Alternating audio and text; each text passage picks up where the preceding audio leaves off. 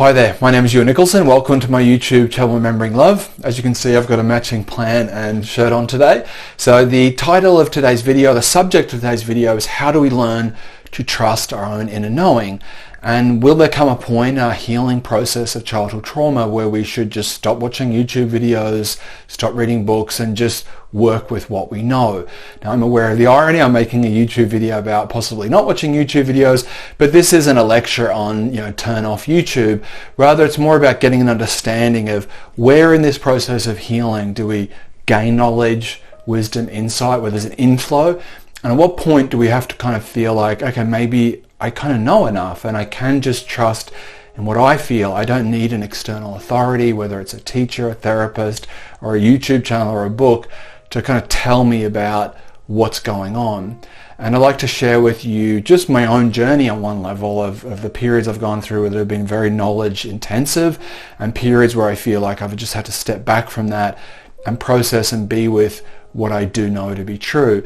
And the reason this is important in our healing childhood trauma journey is, I think one of the big issues that you deal with if you've grown up in an abusive or neglectful household is doubting your own knowing. Because growing up in a household where there has been abuse or neglect, the question of what do you feel? What's going on for you? How are you going? Tell me about your experience. Like what is happening for you? What do you feel to be true? They're not generally questions that get asked in dysfunctional families or families that have a lot of adverse childhood experiences, because on one level either the caregivers just aren't capable, they're caught up in their own things, or they don't really want to know. They don't really want to know that you're feeling bad and you're being treated bad and that you're not having a good time of your life. So those questions aren't asked because the answers aren't interested in, or they're not even aware of the importance of those questions. So we often grow up feeling that the interest in our own internal experience and the developing and nurturing of trust of our own internal experience is compromised. And the other aspect of that is we're also kind of gaslit a little bit into being told that what we feel to be true, which is I feel bad this is happening, is not really true. That you're in a great house and we're great parents and this is a great opportunity and you're really lucky. You should be grateful, not feeling bad. So our own internal experience of this feels bad, we're really told that's a wrong feeling, and we're made to doubt that feeling, and we're told something else is really occurring, that this is really good and you should be grateful. And that just really messes with our internal guidance system, our kind of intuitive GPS, is to say this feels wrong and I can trust that wrong feeling. Instead, what happens is we feel like, we're wrong, that the reason that we feel this wrongness isn't because something is going wrong externally to us, it's rather there is just something inherently dysfunctional in us and something broken or something bad. So the issue of trusting our own inner knowing, if you've come from a history of childhood trauma, is a difficult one, because it's just not something mirrored, it's not something nurtured, it's not something developed, it's just really compromised in a very fundamental way. So as we become adults, often what we're doing is looking outside of ourselves for some external authority outside of who we are to tell us what's going on, what the truth is.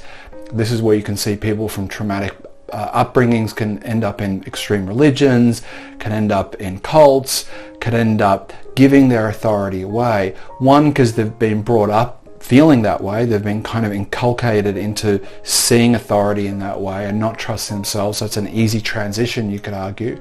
And second of all, there's just this doubt, like I just doubt what I feel to be true. I feel unsure of my own truth, and it's then easy just to put it out there. So there's this kind of lived experience of just constantly never being sure about what we feel to be true, never really trusting our own knowing. And then what can happen is we realize, look, I've had this very traumatic upbringing, I've had childhood trauma, I've had adverse experiences, I need to kind of heal.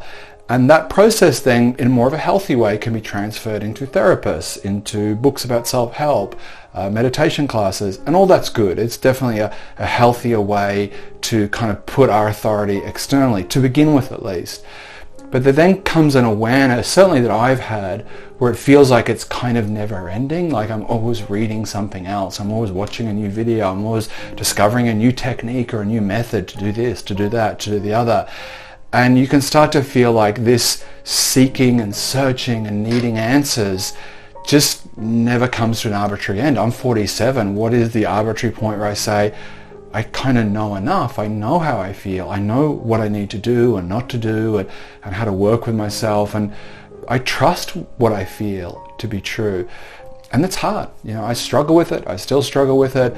But I'm aware that some of that process of going more inwards and trusting my own knowing, part of that is stepping back from that inflow of knowledge, that inflow of authority externally, and to really listen and be with, what am I feeling?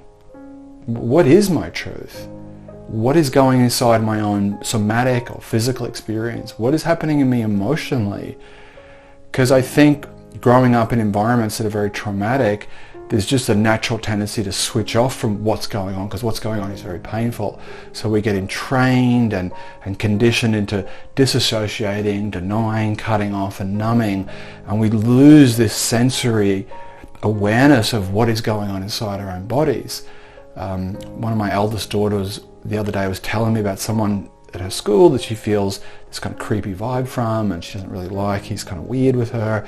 And I was saying to trust that sensory experience. If you feel someone's creepy, they probably are, and your body will tell you that, and you need to trust that sensory or visceral experience of discomfort, and you need to hold that and be true to that. And it's always even better to be a little bit off on that or wrong than it is to kind of dismiss it and end up in dangerous and difficult situations. So that awareness of, I know what it is to feel what I feel, that I know that I have an inner knowing, and I'm willing to trust that, requires that we listen. It requires we pay attention to our own internal experience. And some of that process is allowing periods of time where we're switching off from inflow of information, of videos, maybe like this. Obviously I'm making videos to help people, and there is a necessity and a need at times to get information. But there'll come a certain point where you just feel like, I just need to kind of step back from that and look inwards and be aware of what's going on inside of me, and learn to navigate and feel when I feel sad, when I feel anxious, when I feel happy, when I feel like this isn't right for me, and just start to listen. And that listening gradually turns into a deeper trust, where we can feel guided and directed by that inner knowing. Now, obviously for me, some of the most practical methods of that is self-observation and mindfulness, just starting to kind of pay attention to my own interior experience, just start to be aware of what is going on, what is happening. I think dream analysis and looking at our dreams and being aware of our dreams, having curiosity and attention about during our dream time, what is going on, like what is coming up, and recording dreams and recalling dreams, noting dreams down, I think is an act of trying to be aware of what is happening in my psychological space when I'm dreaming, what's coming up, what messages am I getting, how to interpret that. Just having a genuine interest in what goes on there matters, and it's important. I've done a video on that in the past about why dreams matter. And meditation is just another area that you're really, and I've done another video on that, on meditation as an act of self-acceptance, where you're just trying, not necessarily to get into deep states of serenity, but as a minimum, just to be present with what is going on when I close my eyes and put the lights low and just be present with what's there. That is an act of listening. It's an act of trying to feel what is there. And after a while, you discover there is knowing. Beneath all the doubt and confusion and the head trips we put ourselves in, we do know things to be true. We know that we love people. We know that we care. We have a sense of our own values and our own integrity. And it's there in us, we're there. It's just something natural in us that does know. And I think in environments where we're being traumatized, we get cut off from that. We get dislocated from that knowing, disenfranchised. It gets estranged from us. So there's this journey home There's this journey home back to our own knowing that is just waiting to be discovered, or it's waiting to be tapped into, that can guide us, that can support us, that we don't need to constantly refer externally to me or to anyone else about what is your experience, what is your truth. Because whatever we're experiencing it. You know, it's happening. We are aware of that fact at a minimum.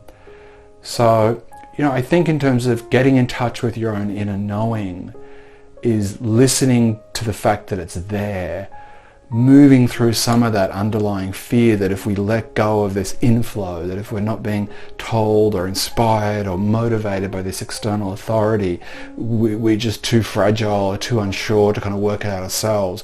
As we get through that, as we wait and allow ourselves to feel what's there, although there's initial anxiety and there's kind of resistance and disassociation, if we sit with it long enough, we discover there is knowing.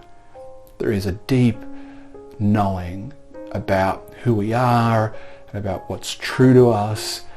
We just have to switch off at times long enough to let it arise, to let it come forward. Because if we're in this constant passive act where we're just absorbing information, absorbing knowledge, absorbing wisdom, taking in this external authority, it's almost like there just isn't space for it.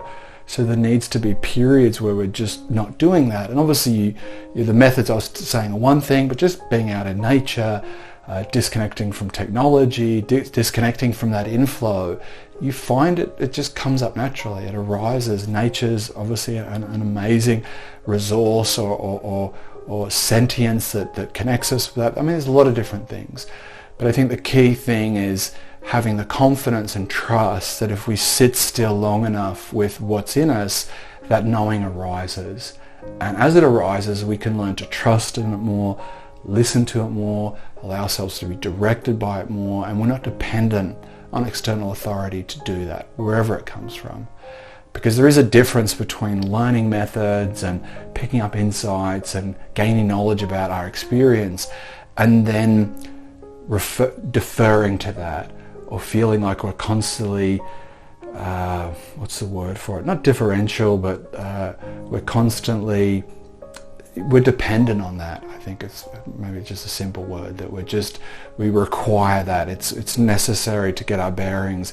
It's just something else outside of us to tell us what is really going on and what we need and what we should be wanting. But we just can't trust that we know it already. We just have to allow it to come to the surface. So look, I hope this has helped. I hope you found this interesting and supportive and informative. If you've enjoyed this video, please like and subscribe. If you've got any insights or any comments you'd like to make, please put in the comments section. I'd really appreciate that. Thank you for coming, and please take care of yourself. Bye-bye.